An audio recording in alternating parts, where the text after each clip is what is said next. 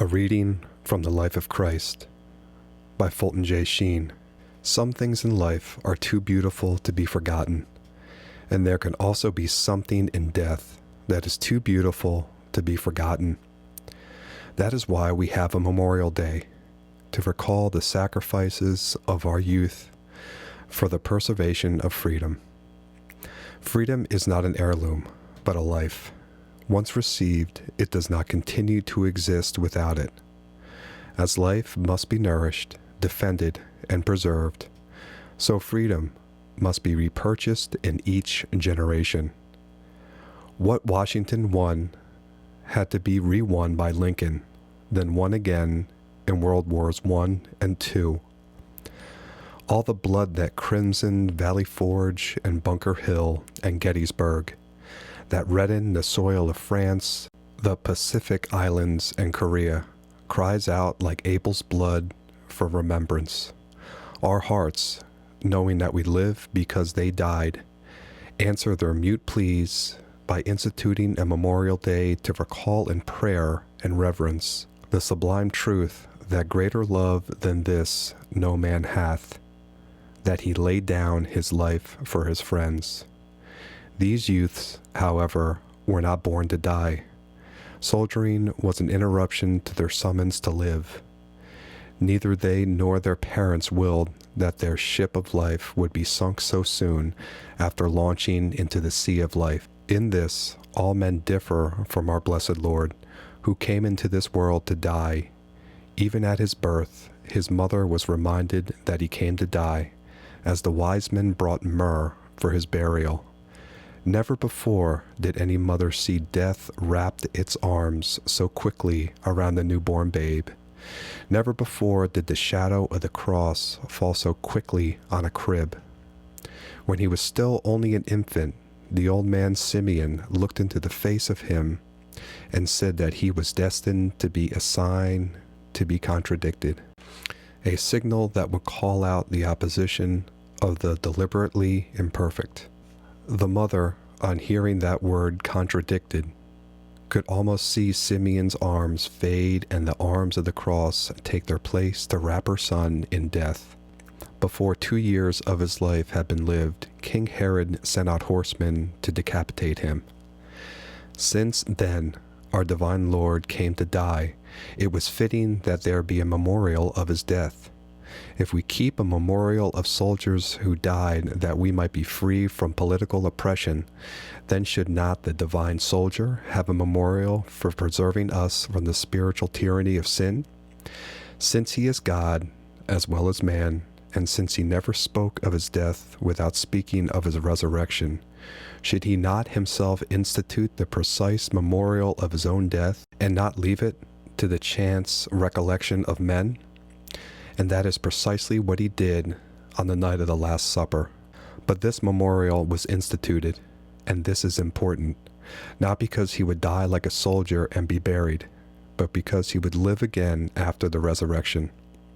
In his last hours with the apostles, he instituted not a Memorial Day, but a memorial action. Seated at a Passover meal which commemorated the liberation of his people from the slavery of Egypt, he prepared to fulfill it by celebrating the liberation of souls from the slavery of Satan. As the paschal lambs were being sacrificed to celebrate the deliverance from political slavery, he, the true paschal lamb, prepared to offer himself to save souls from spiritual slavery. His act would be the New Testament. Like the Old, it would be sealed with blood, not the blood of sheep, but the blood of himself, the Immaculate Lamb. At the Last Supper, Christ's eyes kindled and his whole bearing took on a majesty greater than when he spoke to Moses and Elijah in the clouds. Taking in his hands a piece of unleavened bread, he lifted his eyes to heaven, gave thanks, and over it said, "Take, eat. This is my body, which shall be delivered for you." Then, taking the cup of wine, by another act of omnipotence, he breathed over it, saying, "Drink, all of you, of this. For this is my blood of the New Testament, which shall be shed for many unto the remission of sins. Note the words, my body which shall be delivered for you, my blood of the New Testament which shall be shed. He was looking forward to the morrow, Good Friday, when he would die on the cross, the one supreme reason for his coming to earth. It was a new covenant, a New Testament. There had been one covenant with Noah on leaving the ark, another covenant with Abraham on leaving Haran, another with Moses on leading the people from Egypt. All led to this new covenant between God and man. On God's side, it pledged remission of sins through his death. On man's side, faith and sacrifice. But how? It may be asked, does this changing of bread into his body and the changing of the wine into his blood foreshadow his sacramental death on the cross on the morrow?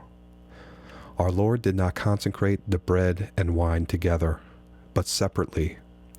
This symbolic action represents the way he would be sacrificed on the cross, namely, by the violent separation of his blood from his body.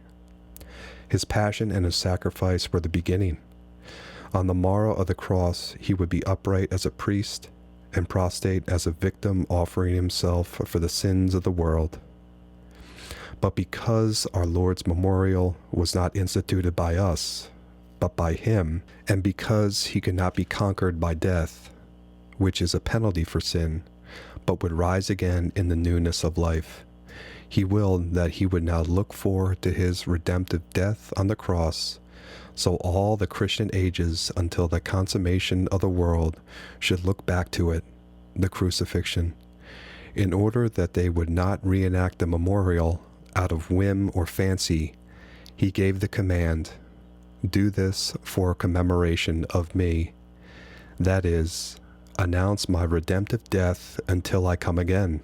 I will be the same priest and victim on both my cross and your commemoration of my death. But as I look forward to the cross, you will look back at it, as this my last supper looks in prospect to myself as the victim to be immolated on Calvary. So in your commemoration will you look back to the immolation that has already taken place.